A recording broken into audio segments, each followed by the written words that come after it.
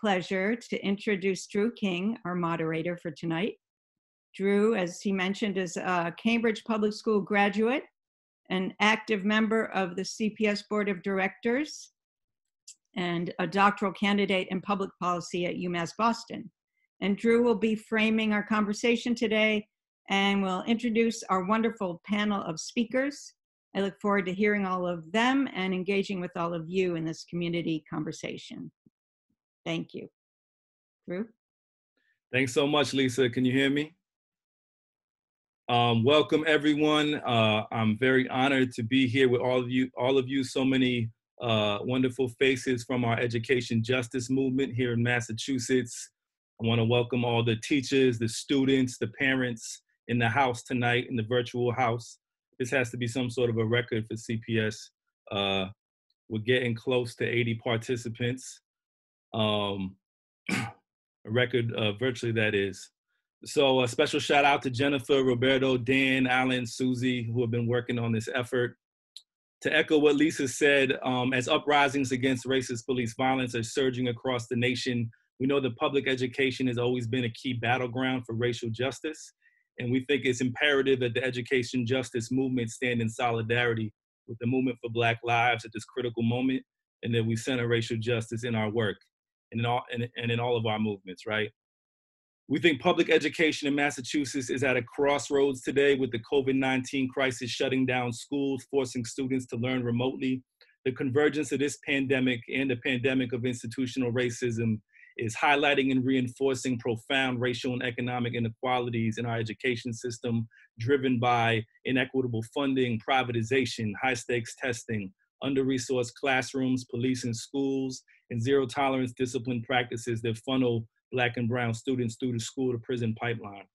We know the students most harmed during this pandemic are low-income students, Black, Latinx, English learner, and special ed students, as many face food and housing insecurity, inadequate healthcare, a lack of access to remote learning technologies and supports, as well as quiet spaces to focus on learning. For years, we have known that a central driver of these disparities has been the Massachusetts Comprehensive Assessment System, known as the MCAS test. This is a test given to students in grades 3 through 8 and 10, which they must pass in order to graduate. For the last 2 decades, this testing regime has ignored child development, narrowed the curriculum by forcing teachers to teach to the test at the expense of art, music, and phys ed.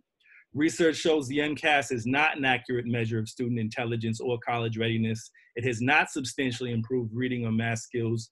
It has forced many vulnerable students to drop out of our schools, and it is designed in a racially biased way. All these tests do tell us is a student's family's level of wealth, access, and privilege in our school system. We don't know how the next school year will take shape, but we know the pandemic will create impediments to ideal learning conditions. And these conditions call into question how any standardized test scores can have any validity or comparability to past or future test data. We believe this pandemic also presents a window of opportunity to reimagine education. So CPS is proposing a campaign as well as supporting state legislation that will establish a 4-year moratorium on both the high-stakes MCAS graduation requirement and the use of the test itself for any purpose of evaluating and ranking our schools and districts.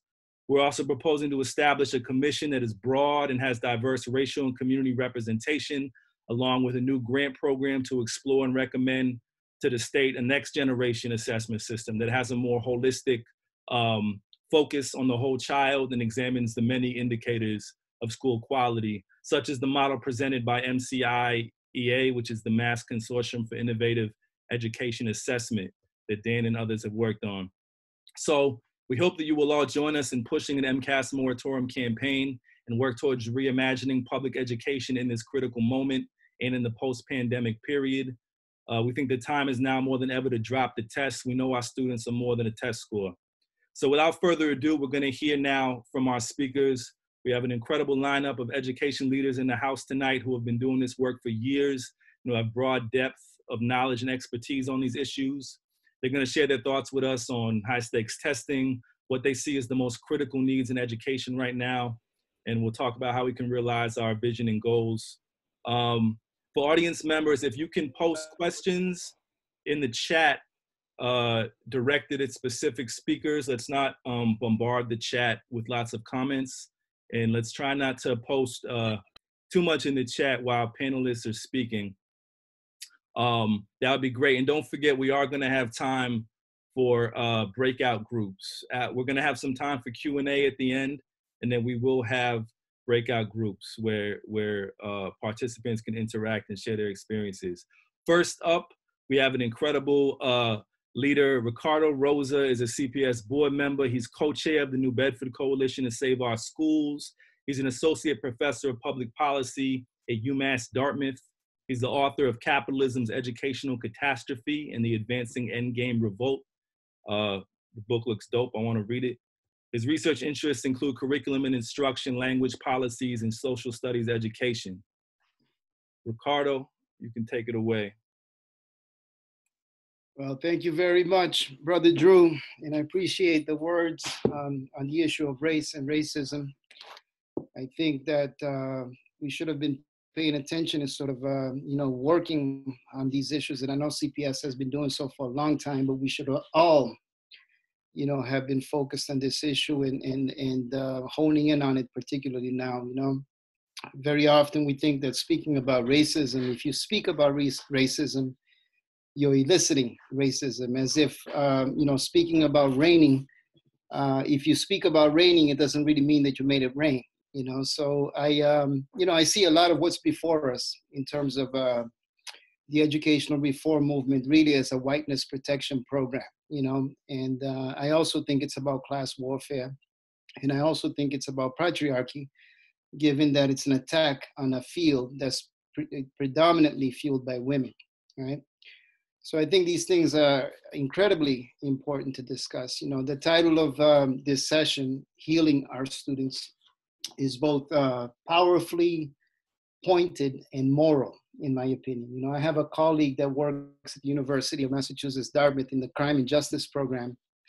Her name is Vivian Salehana, and she relates, state-sanctioned violence, to the dynamics that unfold in abusive relationships, And I think that, the same lens can actually be applied in understanding high-stakes testing as educational policy, Abuse begins, first of all, through isolation, right?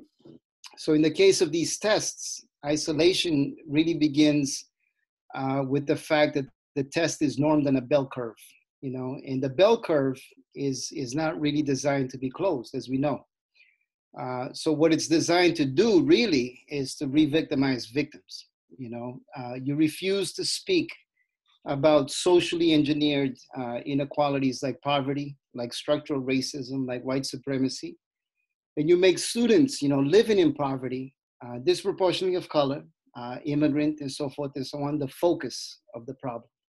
You make their teachers, their schools, the focus of the problem.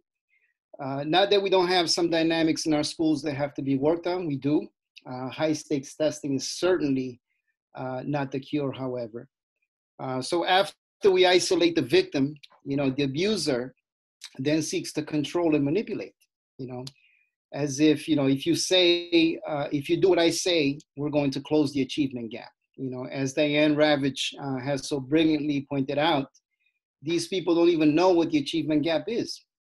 Not only will we close the achievement gap, but additional resources will flow into schools if people do quote unquote good work.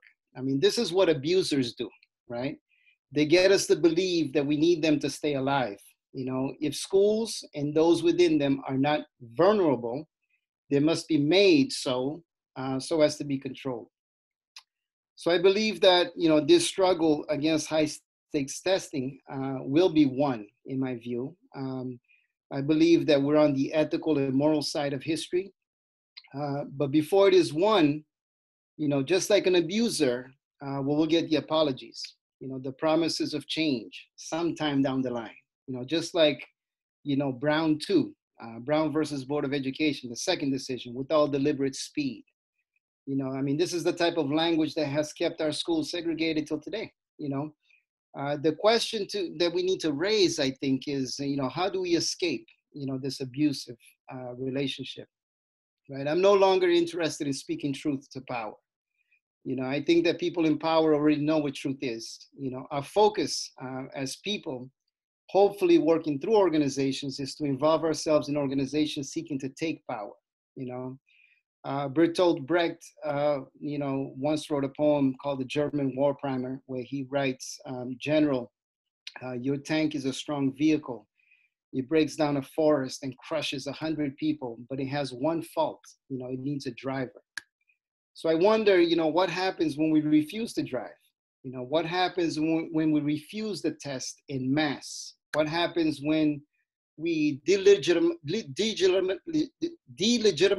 the abuser's effort to manipulate and seek to exit, this abusive relationship?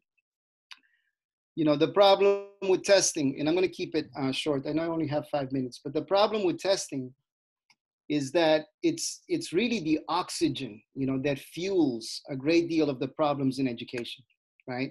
It's about erasing culturally relevant, critical multicultural programs. We already know that, right? Because throughout the country, it is those programs, right, that actually help youth connect to their education. Ironically, when they do connect, it's those programs that help them sort of blow the metrics on all of these tests. Yet it is those programs that are most often attacked by the people, the very people, who push these tests. So in short, I think that these tests actually advance a deadly ideology in education, and that is that youth need to stop existing, so as to exist. State-sanctioned violence is not done only with guns, with police batons, with chemical weapons, or a knee to the neck. Policy can do it as well. So there's other policy tools that can be used, and high-stakes testing is one of those tools in my view. Lastly, I want to say that these tests fuel a whole lot more than educational privatization.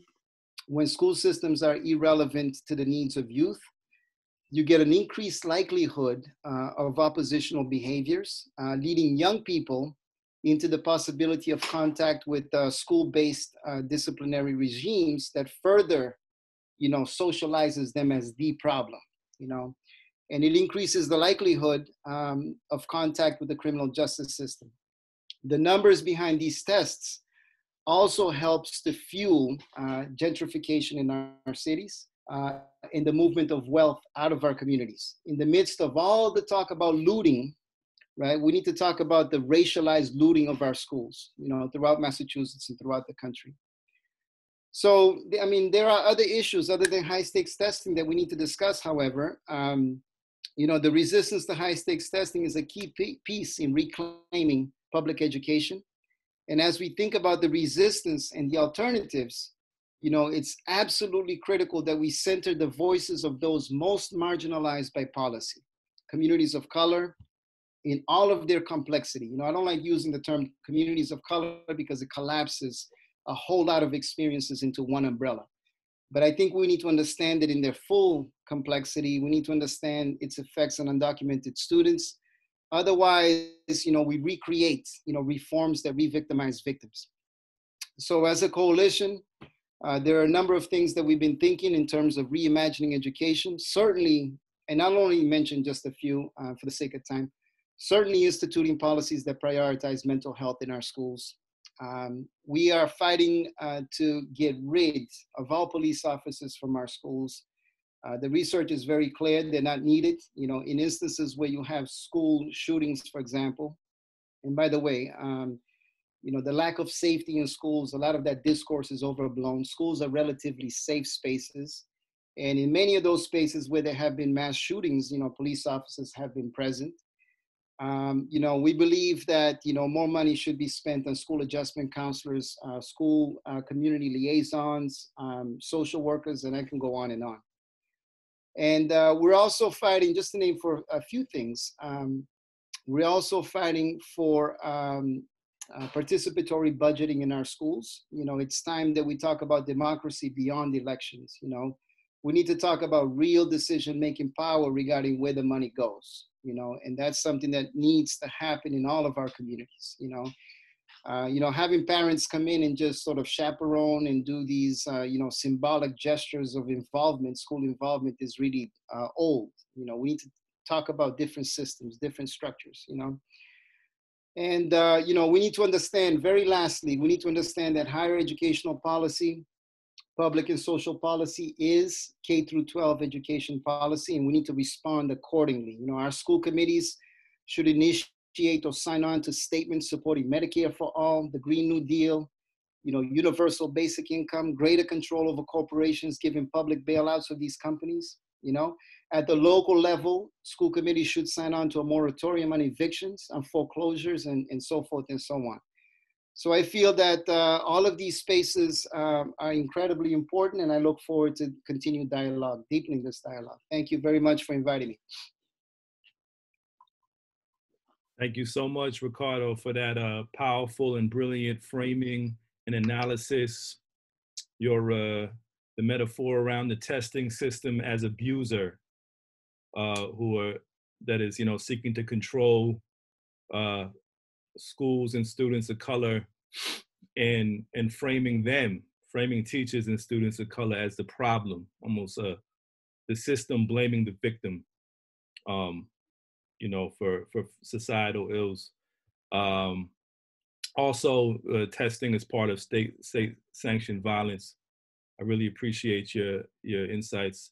Next up, we have a personal friend of mine who I went to Cambridge Public Schools with and graduated from Ringen Latin High School. Aisha Wilson is a newly elected member to the Cambridge School Committee. She has over 18 years of service and experience with human services and youth work. She's a strong advocate for children, and is very passionate about empowering students and parents to use their voices. She currently develops youth programs with the Cambridge Housing Authority Workforce Program. She's also the secretary of the Cambridge branch of the NAACP. Welcome, Aisha.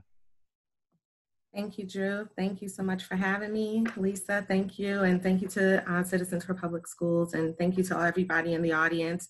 I'm really happy to be here. I'm really happy to share my my position, a little bit of my expertise in this, and my passion for doing this work and wanting to continue to do the good fight.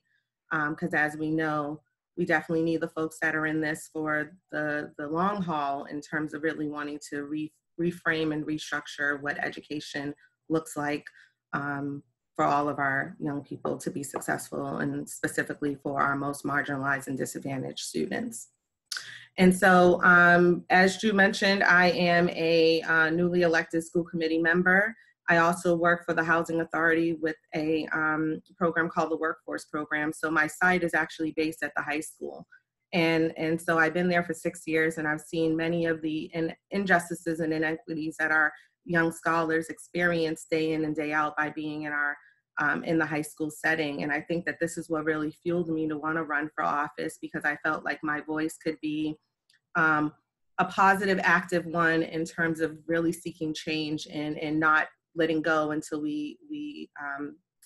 until the fight is actually won. And I know that it's going to take more than just my voice to make this happen. Until building collective, building community, it's really important to do that. I really just want to say, just flat out, that when we think about public school education, the most important piece here is to understand that this was never meant for Black people, right? Public school education was never meant for folks of color. And so when you think about a system that has been built on white supremacy, and what does that look like? Well, we need to really jump into how do we dismantle the system so that all of our kids can be successful and have a chance and have a shot at reaching, you know, higher levels. And we know that this doesn't happen in silos, that we need a whole community to really get behind the movement and the passion around what is ultimately what that will entail. When we think about my fight right now, is really around curriculum and how do we restructure curriculum to make sure that our scholars are able to get their needs met and be in position where they know who they are in our schools, as well as empowering our educators and doing the professional development that they need, that can not only just work with, you know, be culturally proficient and really working with students and from all different backgrounds. And that really takes a lot, and that takes intentionality from our leadership And so it's really a push right now to make sure that our administration understands what that means and what that looks like and takes. And we know that from our district plan for the last 3 years, from 2017 to 2020, our district plan is now going to be ending and we need to write the new one. But when you say things like we have a targeted goal of 47% of our African-American 8th graders to reach, to pass math, we are already setting ourselves for failure, right, in terms of our district. And when you say that 32% of our Black kids for 3rd grade literacy will actually meet expectation on the MCAS, we're setting our kids up for failure. Because what we do know is that if kids are not literate by 3rd grade, that their trajectory throughout high school or throughout school, their education, it's going to suffer on many, many levels. You're not going to be successful in math if you don't know how to read. You're not going to be successful in science if you don't know how to read. So all of this is very critical, very necessary, and we need to put in the right systems to make sure that we have the right resources in place for every single one of our young people. And it's not a whole lot of students who don't pass, but the handful of students who do not pass, what resources are we able to put in play to make up for that time and make sure that they are able to reach a benchmark by the following year? And that's where being progressive in our systems is really key. And at this time, it's imperative because if not, we're going to constantly just graduate kids who are illiterate and not able to make it. You know, they might graduate from our high schools and they find themselves in, maybe it's a 2-year or 4-year school, but they're taking a lot of remedial classes. And what's that? They're spending a lot of money, they're going to be discouraged, and then they end up dropping out. And we know that that has been the history in Cambridge. And again, where we are so resource rich, it's heartbreaking that we don't do more with intent. And again, it's really about equity and access. And so just to move along here, I would think about in this closure period now, I think what COVID has really done for us as a system is really exacerbated all the inequities and all the injustices, but it's also put us in a position where we're able to do the unknown, right? We were able to get 400 kids hotspots to make sure that they had Wi-Fi access. Before COVID, we would say, we can't do that, we can't do that. And so for that reason, now that we've been able to do it, what more can we do? And those are the areas that we need to press on the district and the city council to say, we can do more by our kids, especially our kids who are under-resourced and don't have access. Sorry, I just wanted to jump to my notes, I'm sorry. And so thinking about, you know, right now in our closure period, we're also dealing with, you know, the lack of engagement that our young scholars are having in school, knowing that from middle school to high school, the amount of time that they're in class, if they were in class 6 hours a day, they are now in class 1 period per week at the high school level in Cambridge. And we know that that is a problem.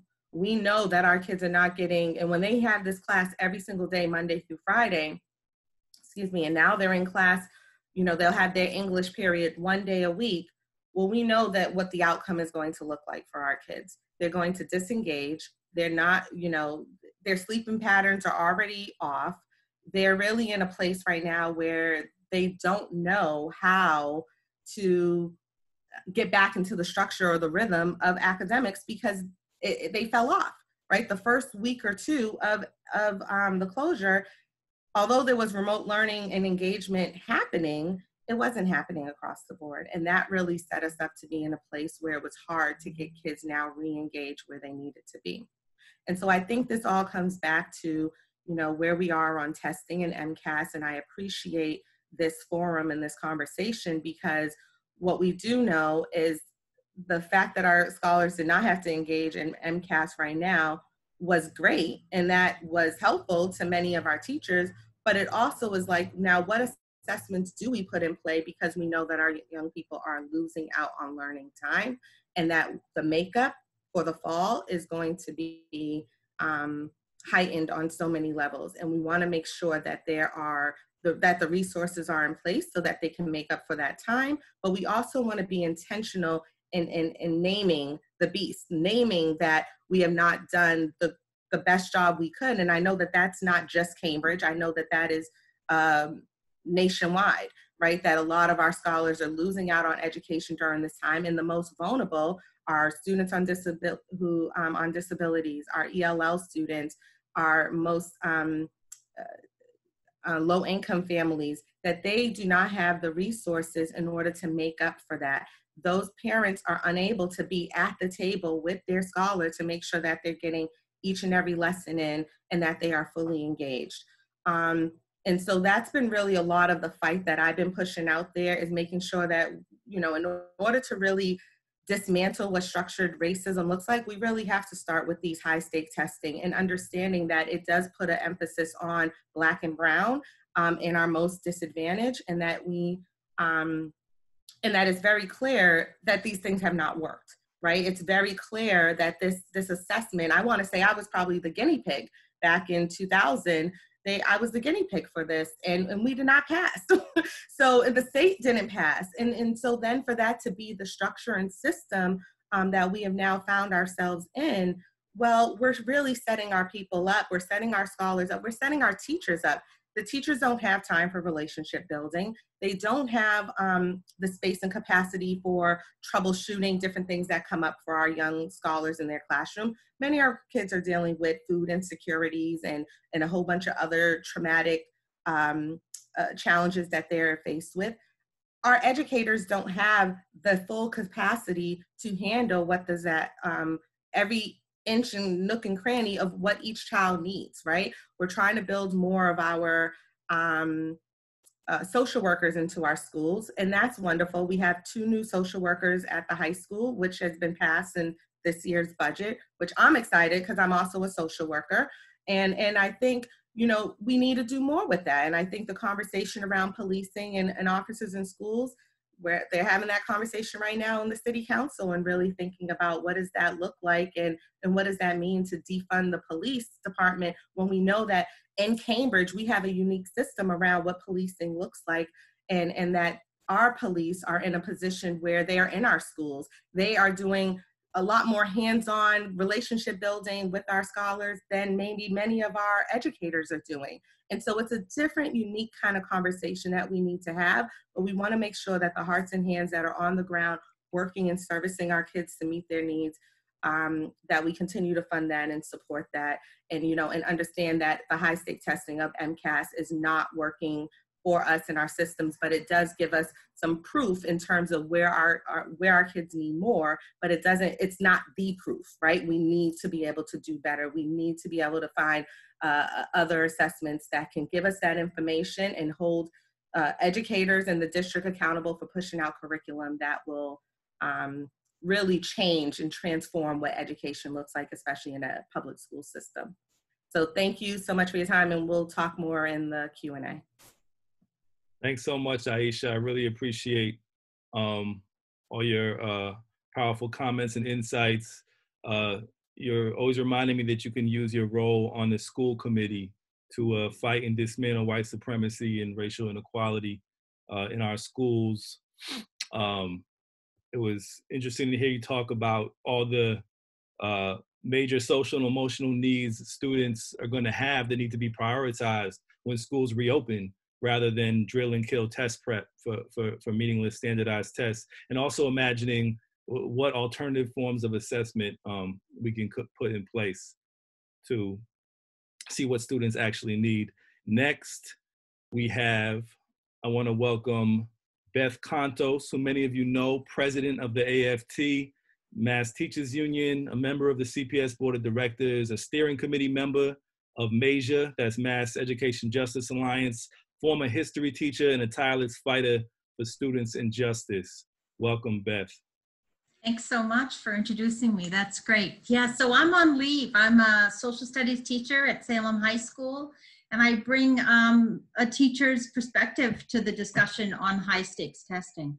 As an educator, we're always assessing our students. We're not against testing.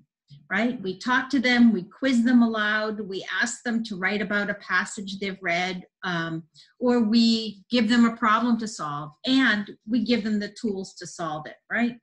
We watch them, we listen to them, we read their answers, and we build on the strengths and weaknesses that we see. And we use interventions to reteach concepts, and then we assess them again, right? But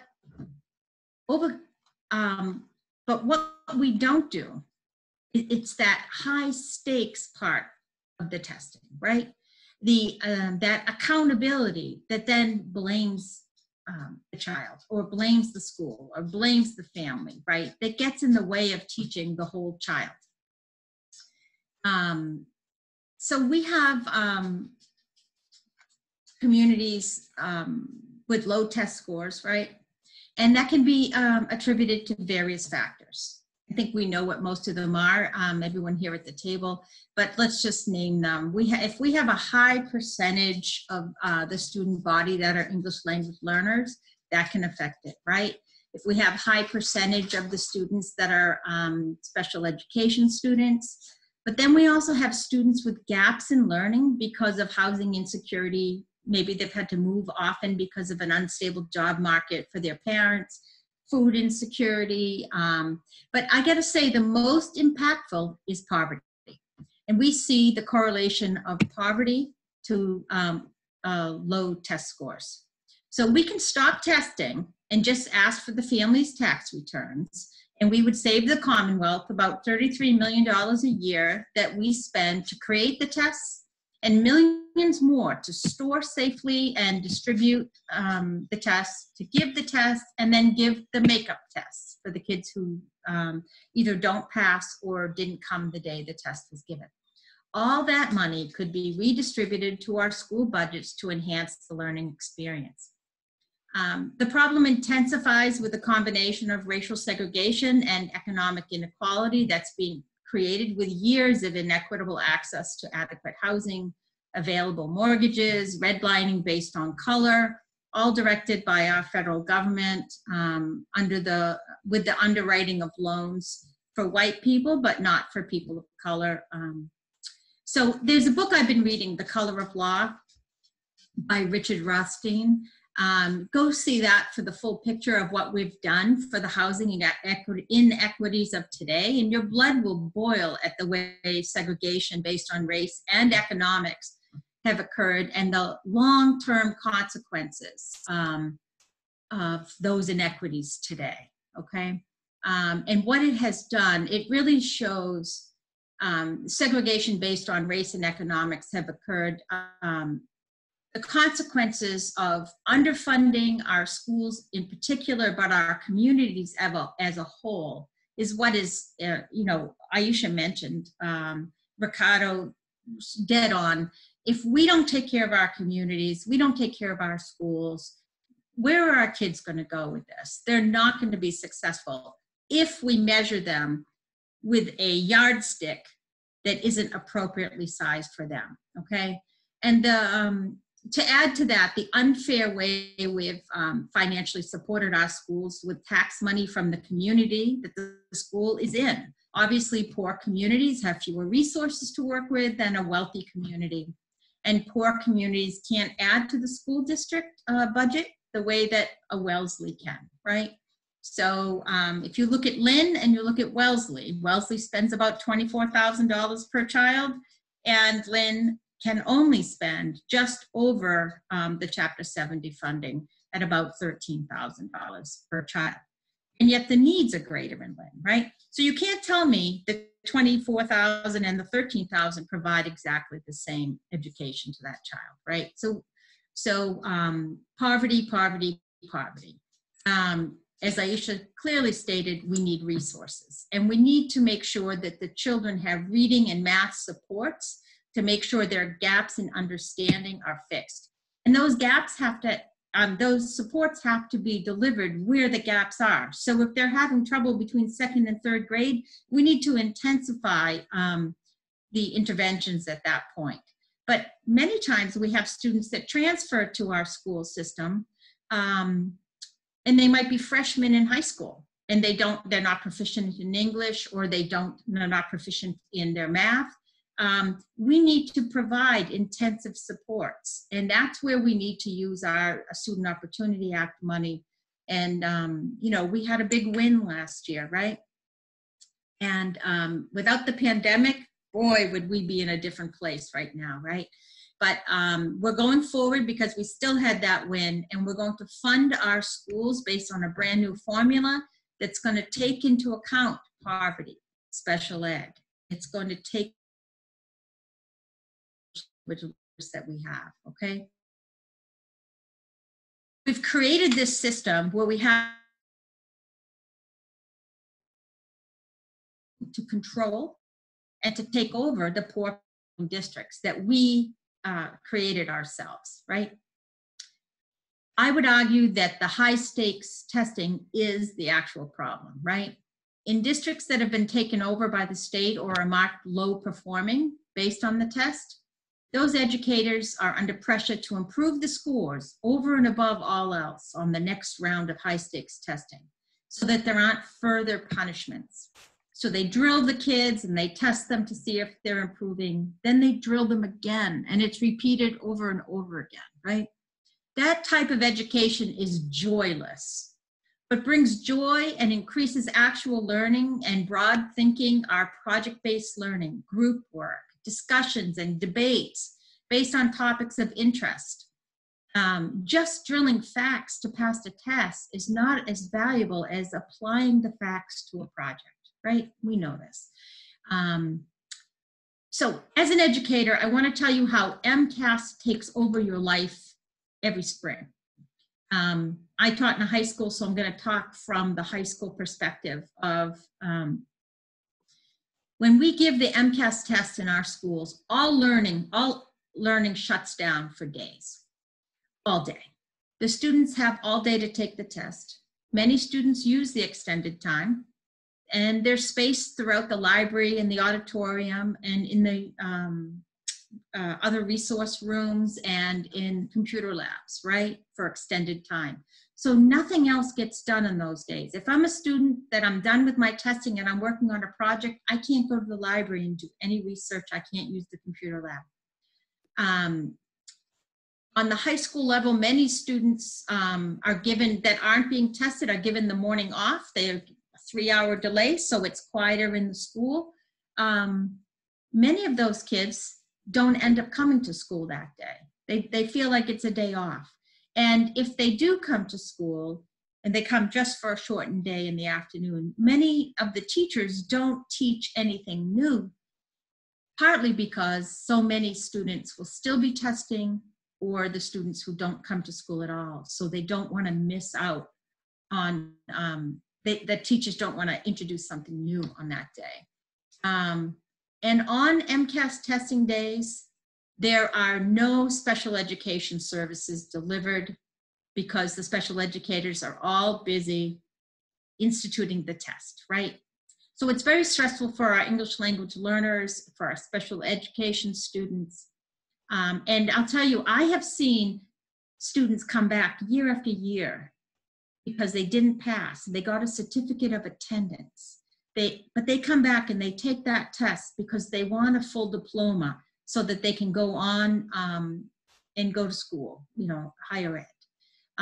I say, I'll finish with this. Wouldn't it be easier to teach, assess without high stakes, spend time on developing educators, hire enough educators, have smaller classes, and stop labeling our children and our communities as failures?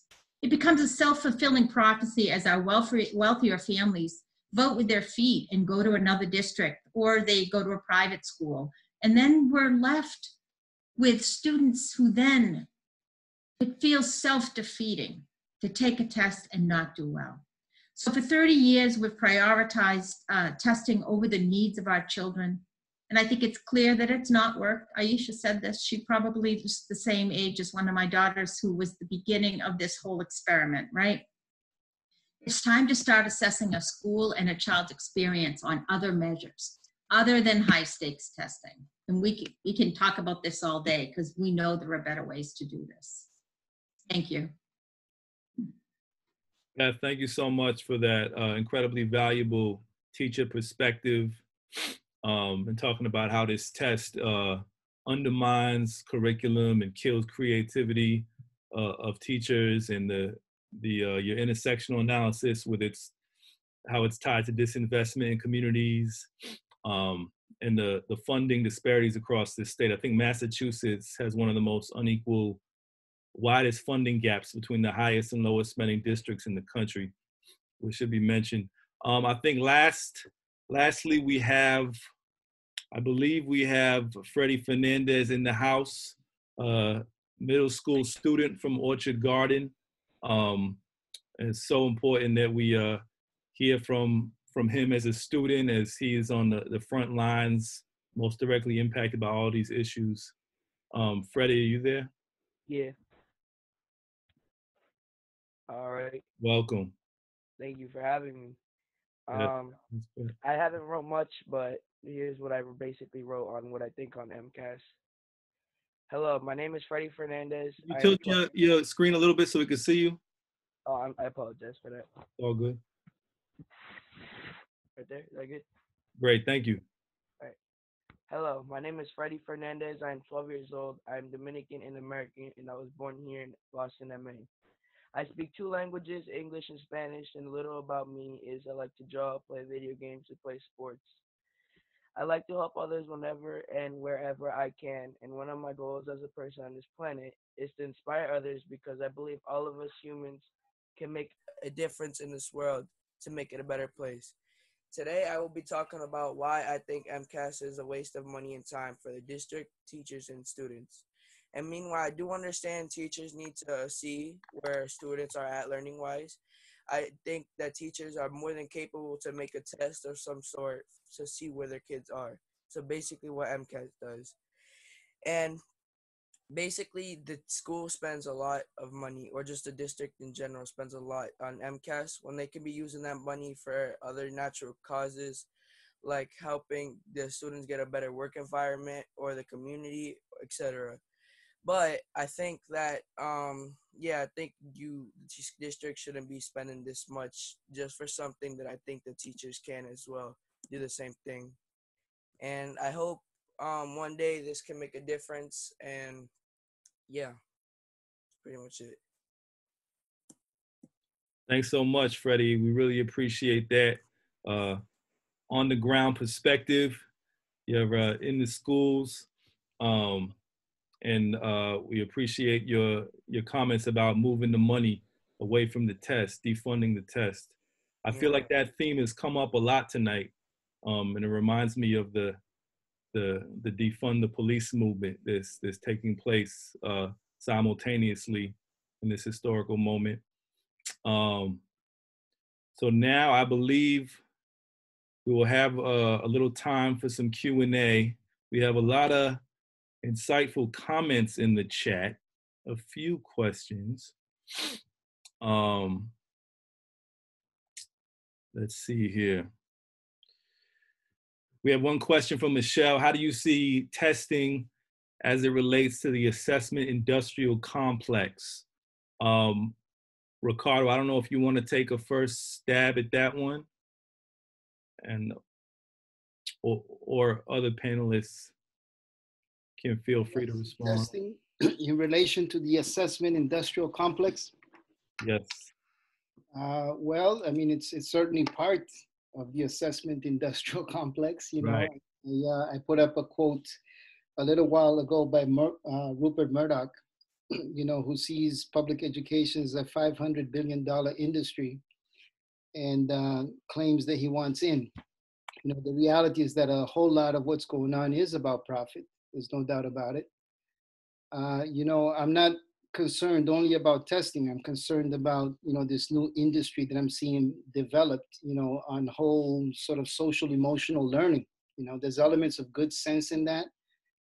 There's a fraction of people who are producing really good material on that subject, but the majority of what I see going on is really about seizing this market, you know, and it's being treated as a market, not really as a solution, you know, to the real problems that we have in our communities. Like I said earlier, I think that the development of any alternative assessment system needs to be built from below, not from above. You know, when it's built from below, right, then it addresses the needs of the people who bear the most social cost of these policies, right? Whenever it comes from up top, we should resist it. Thank you so much for those thoughts. Let's see here. We have another question. Students are always learning. Formal learning is only one piece. How do we recognize and appreciate and elicit what they have learned and have to share?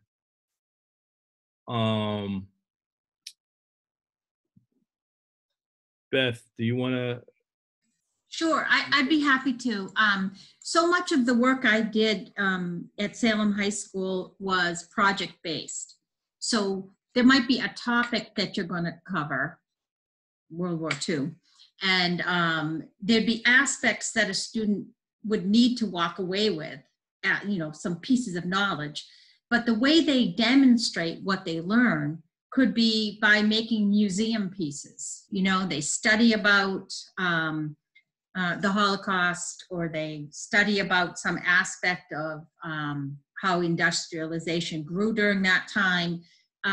But then the output of what they create is not just a bubble test at the end, but create something that's a monument of remembrance of that time, and then write about it as if it's in a museum piece, right? And then have the entire class and the other classes that are studying the exact same thing have a museum day, and everybody display the things that they created. We did this year after year after year, and we did it on every unit. And at the end of the year, we had one huge, like a science fair, but it was a museum display of everything the children had worked on, the young adults really have worked on all year. There's other ways to assess whether or not somebody's learning something. Part of it is doing it yourself. Part of it is looking at what someone else did and then resharing. I mean, talking about it, having a debate, that's the best. Who cares who's right? But I'm going to remember what we talked about afterwards, right? So there are so many other ways to assess. If I could just add to the cost of MCAS for a second. So that was one of the things that was mentioned. It's in the state budget. The Department of Ed budget is $33 million a year. That's just to produce the test and I believe to grade it. But in every district, there has to be space set aside that is locked and only accessible by one person. And you have to have everything inventoried when it's delivered, and you are at on call to be like spot checked at any time if someone from the MCAS police show up and want to see that everything is secured properly. There are people that it's like half their job to make sure MCAS goes off without a hitch.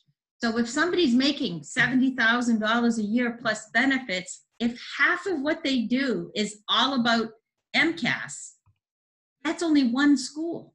This happens in all the schools across the state. And I would argue it probably happens all around the country. All that lost money.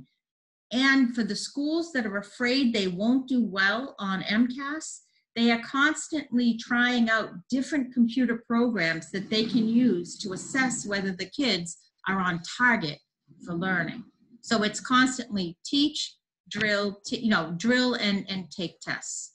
And we spend a lot of money on those tests, and that's a waste. Thanks. Thank you so much, Beth. Mm-hmm. Aisha, is there anything you wanted to follow up on around that, or should we? Yes, I can just add on that in terms of the project-based assessments, that they do this in the middle school. So for all 8th graders in Cambridge, they have to present kind of their learning and to a panel that may consist of their parents, educators. I myself went in and just as a community-based provider and sat in on a few panels, and young people had to describe and give evidence as to the things that they learned and why this was meaningful. And there were 5 different modules that they had to comply or work within, And when they delivered it with such passion. They had their evidence, their posters, their, their presentations.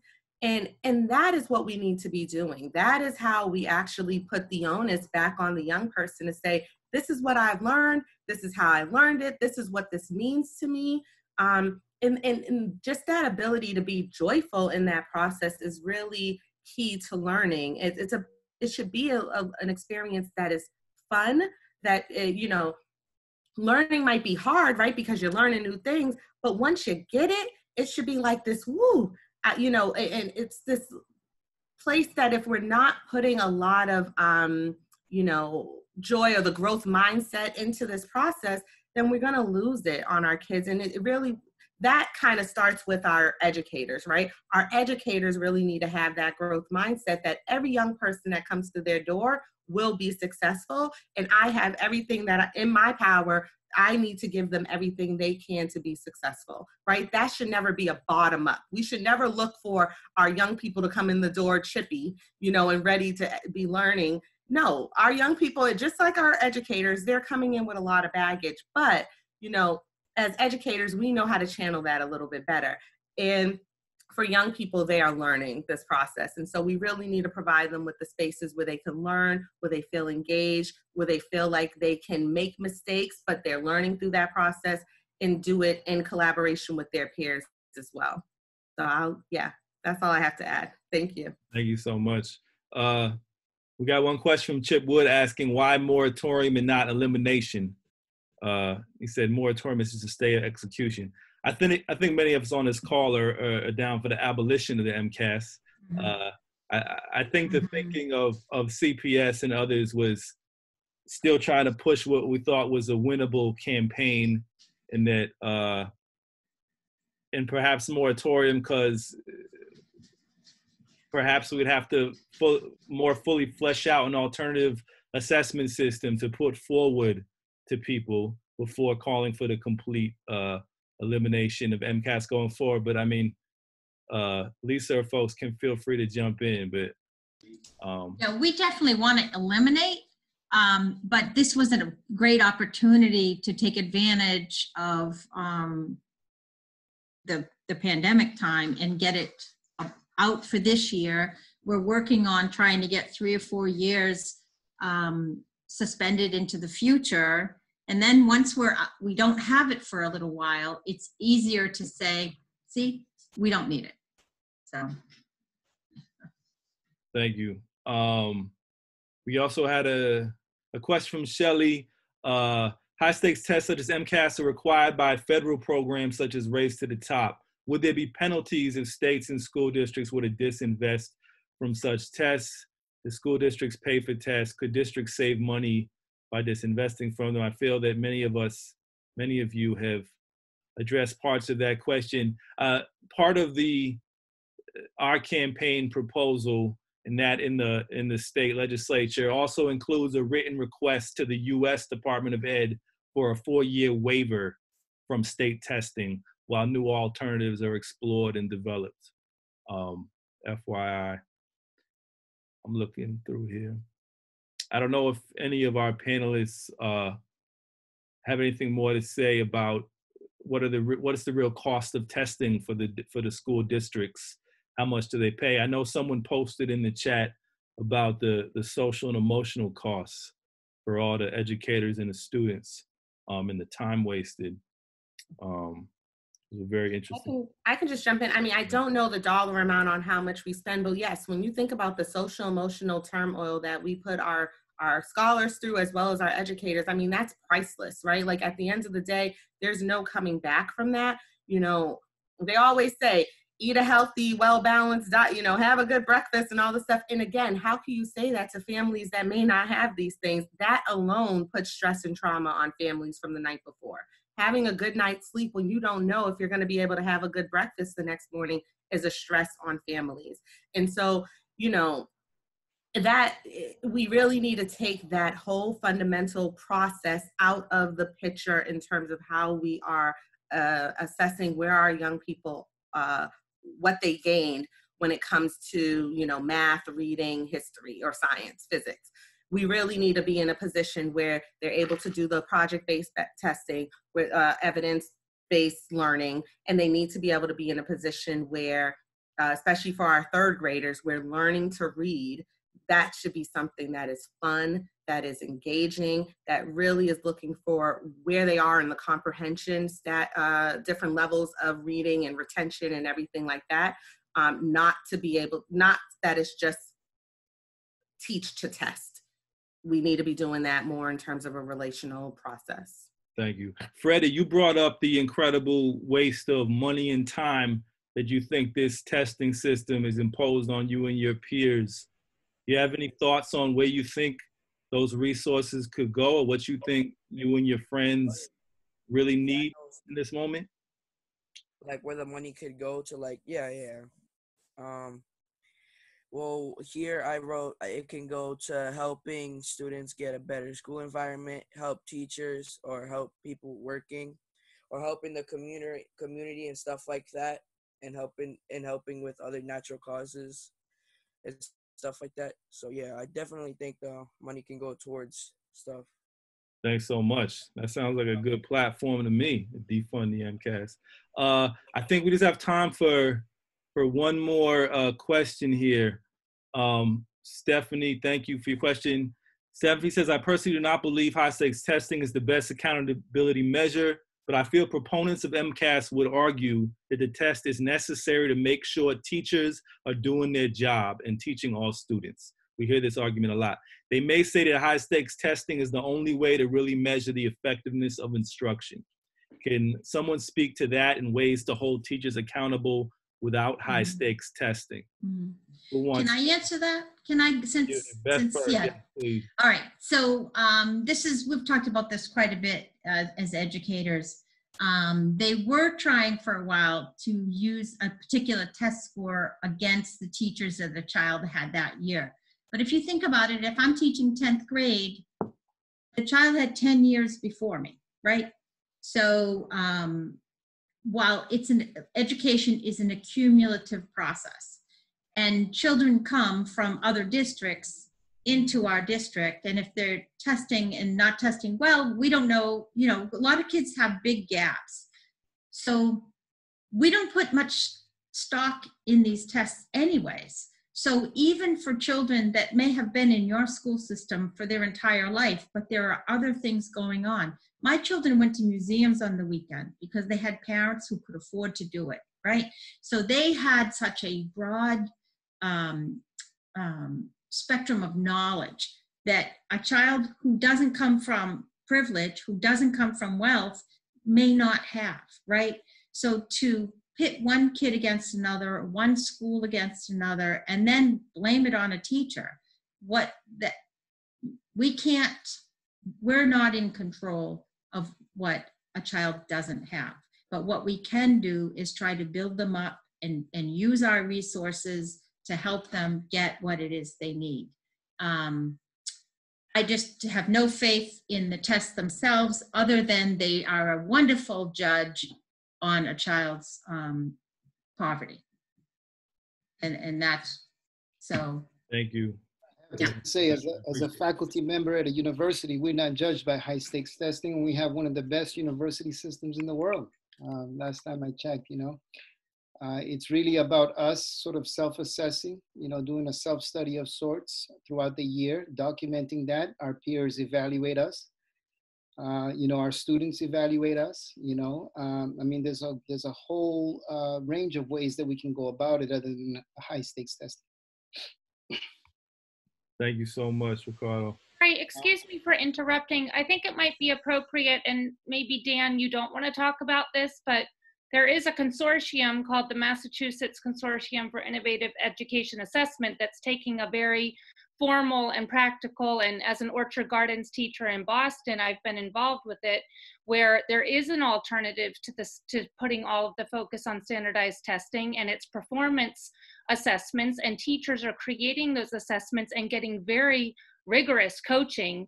And the 2 years that I was actively involved in it, it was the best teaching I had ever done in 4th grade. So there is an alternative that's very real. And I think, Dan, there are at least 7 districts involved now, maybe more. I'm a Cambridge resident, Aisha, and I have been pushing the Cambridge School Committee, and I know the union is for it, to get on with MCIEA, and they have just, I don't know what their problem is. So that's, just throw that out there because there is an alternative.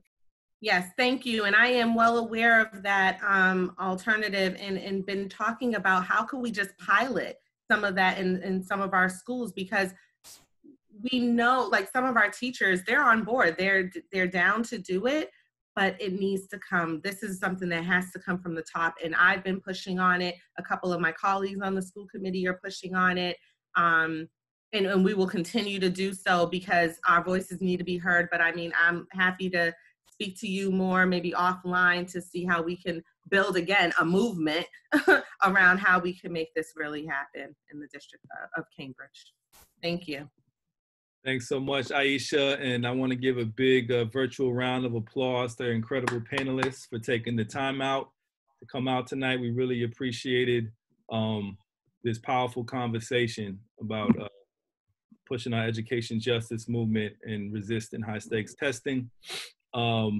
We are now going to do our best to split into breakout rooms. Each breakout room, this is an important part because we have such a wealth of knowledge and expertise and experience in this room. So we want to hear from y'all. Every small group breakout will have a facilitator and a note taker. And this is where you can share your own experiences, give feedback on what you heard, but also share your ideas on how you think you might move such a campaign in your school or community, and what are some action steps. Thanks again, and it'll be 25 minutes or so, then we'll come back for a super brief closeout. We won't have time for report backs. So Roberto, let's try this. So let's see if this works. Right.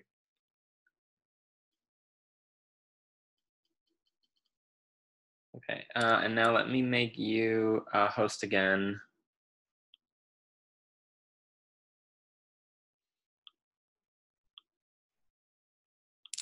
Hopefully that didn't break anything, and then assign me to breakout room 6. 6? Yeah.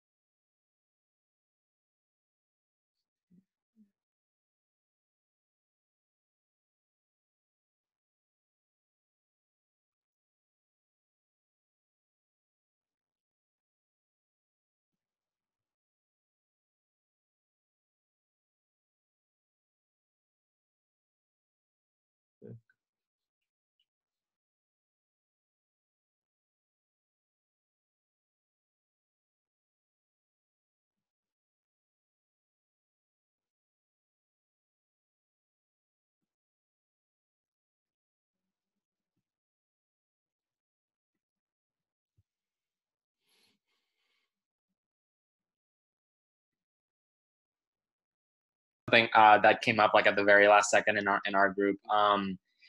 folks mentioned that engaging school committee members, superintendents, like different groups, and that is just want to make sure that folks know that this is something that we are actively doing. We are trying to have conversations with as many of these groups as possible so that we can broaden this coalition of people who are going to be supporting this campaign as much as possible. So thank you.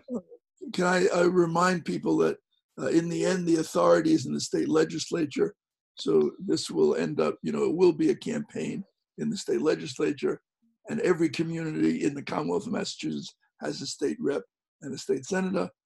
And any of you who know somebody in Revere, one key thing is going to be to get an anti-MCAS candidate to run against Bob DeLeo. If there's not some pressure from below there. All right. Thank you for that, Jonathan, Roberto. Welcome back, everyone. I hope everyone had some productive and fruitful discussions that can help us inform a collective vision going forward around this effort. We are 10 minutes over time, so we hadn't planned to try and do report backs. The idea was we're going to compile all of your great ideas into notes and compile them and circulate them to all of you and follow up. I really want to thank everyone for coming out tonight. This was a real treat. Big thank you to the speakers. They did an incredible job.